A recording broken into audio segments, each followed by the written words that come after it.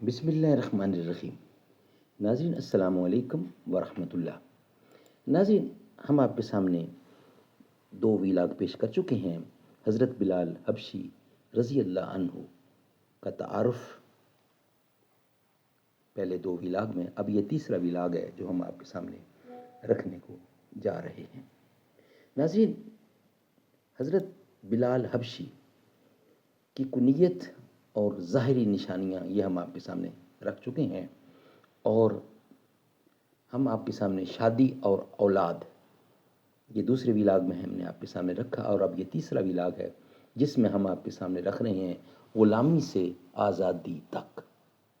حضرت بلال رضی اللہ عنہ، غلامی سے آزادی تک بلال کئی مہینے رنج اور مشقت کو برداشت کرنے کے بعد خرید کر آزاد کیے گئے۔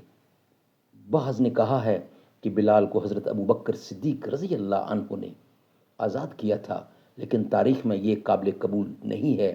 ابو جعفر اسقافی، استاد ابن ابی الحدید، واقدی ابن اسحاق اور دوسرے قول کے مطابق بلال کو پیغمبر اکرم صلی اللہ علیہ وسلم نے آزاد کیا۔ شیخ توسی ابن شہر اشوب نے بھی بلال کو حضرت صلی اللہ علیہ وسلم کا آزاد شدہ کہا ہے، اور پیغمبر اکرم صلی اللہ علیہ وسلم کا یہ جملہ کہ اگر میرے پاس دولت ہوتی تو میں بلال کو خرید کر آزاد کرتا، تاریخی حقائق سے مطابقت نہیں رکھتا، کیونکہ حضرت ختیجہ رضی اللہ نے اپنی تمام دولت کو حضرت صلی اللہ علیہ وسلم کے حوالے کیا ہوا تھا تاکہ آپ اسے راہ خدا میں خرچ کریں، اور اس کے علاوہ حضرت ابو بکر صدیق کی معاشی حالت ایسی نہیں تھی کہ ایک غلام کو تشدد سے نکال کر خرید کر آزاد کریں۔ سبحان اللہ، سبحان اللہ۔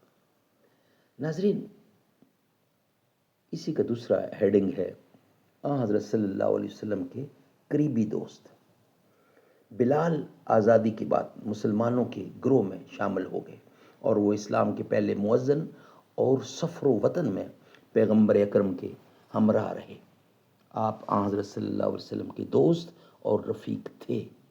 بلال بیت المال کے خزانے دار بھی تھے۔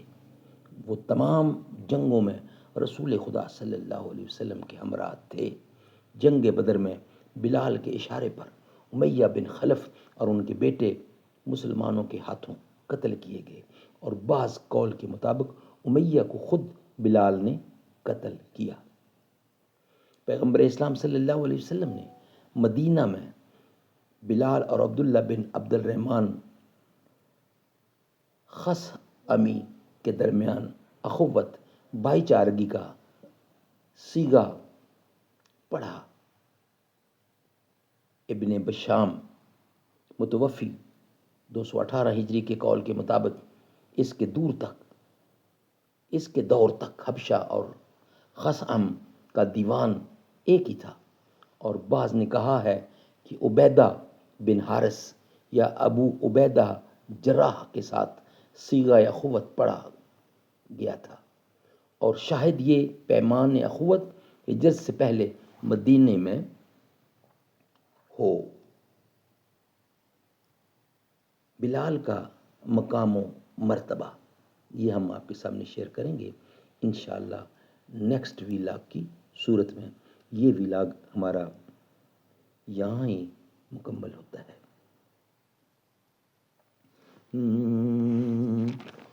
نہ ایسی زلفیں، نہ ایسا چہرہ، نہ یوں کسی پہ شباب ہوگا۔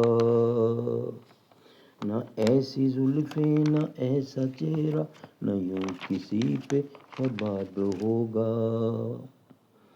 جواب ہوں گے سبھی کے لیکن نہ مصطفیٰ کا جواب ہوگا۔ جواب ہوں گے سبھی کے لیکن نہ مصطفیٰ کا جواب ہوگا۔ نہ ایسی زلفیں نہ ایسا چہرہ نہ یوں کسی پہ شباب ہوگا. جواب ہوں گے سبھی کے لیکن نہ مصطفیٰ کا جواب ہوگا.